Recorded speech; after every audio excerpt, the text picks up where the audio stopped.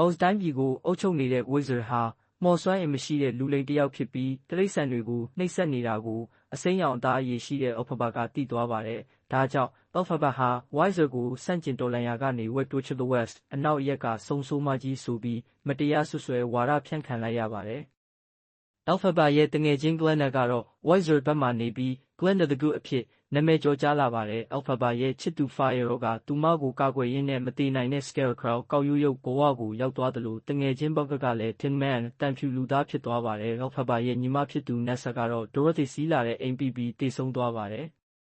ဇာတ်လမ်းအဆုံးမှာ Elphaba ဟာ Dorothy ရဲ့လက်ချက်နဲ့ရေပက်ခံရပြီးသေဆုံးသွားသယောင်ဟန်ဆောင်ကာလွတ်မြောက်သွားပါတယ်။ Glinda ကတော့ Wizard ဟာ Elphaba ရဲ့ဖခင်ရင်းဖြစ်ကြောင်းသိလိုက်ရပြီး Wizard ကိုတိုင်းပြည်ကနေမောင်းထုတ်လိုက်ပါတယ်။နောက်ဆုံးမှာ Glinda က Oz တိုင်းပြည်ကိုပြုပြင်ပြောင်းလဲအုပ်ချုပ်ကျန်ရစ်ခဲ့ပြီး Elphaba ကတော့ Fiyero နဲ့အတူတိတ်တဆိတ်ထွက်ခွာသွားကြပါတော့တယ်။